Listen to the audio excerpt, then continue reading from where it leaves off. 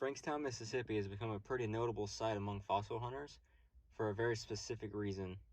Things like shark's teeth, mosasaur bones, and even dinosaur bones and teeth have been found there, because this whole area was underwater 75 million years ago during the Cretaceous period.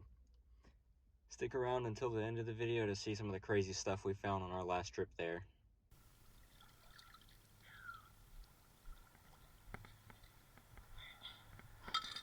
Alright, first sifting.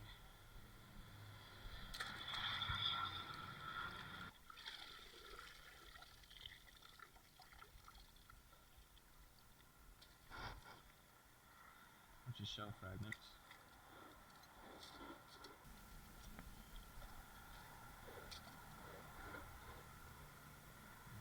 Micro. Oh, there we go. It's a start. It's a broken goblin tooth. Nice.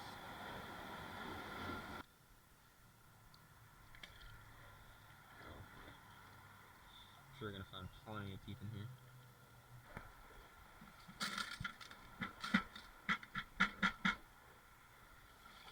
This little pit right here should be good.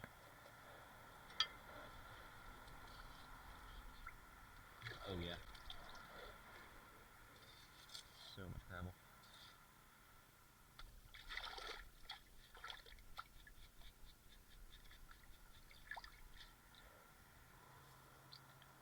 Oh, well, hold on, here we go. I see a broken blade.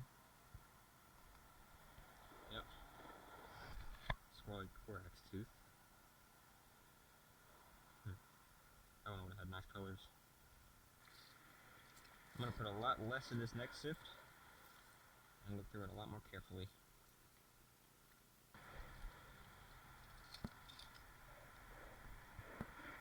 That's getting into the clay layer. Oh, here we go. There's a broken blade, I believe. Probably to a goblin. There you go. That right there is a shard of some tooth. The enamel doesn't look like a shark. It looks like some sort of fish, maybe Encodus or maybe Zopactinus. It's pretty cool. So at this point in the hunt, I went on for another 10 to 15 minutes, but had absolutely no luck. This site is much slower hunting than any other sites that I hunt in Alabama.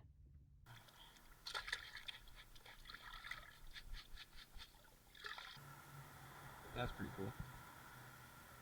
Something that for sure. Yeah, petrified wood with a stone crown on top. That's cool.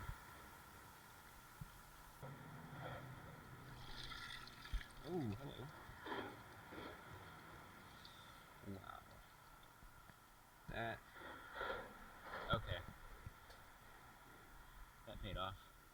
That's probably the nicest Encodus tooth I've ever found. Look at that. That one is a keeper for sure. That's a trip maker so far. The only Encodus teeth I ever find in Alabama are really small from the micro gravel. So that's definitely a good find for me. Oh,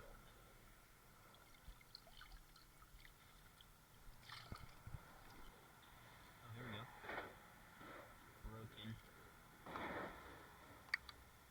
Broken sand tiger. Nice.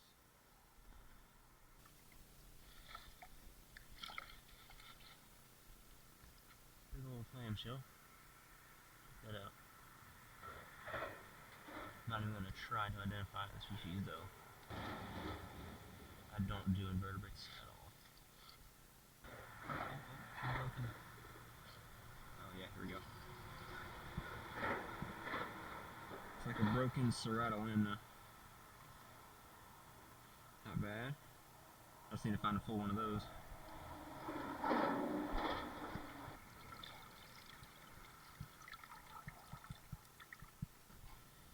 Before I even dump the sifter, find a tooth.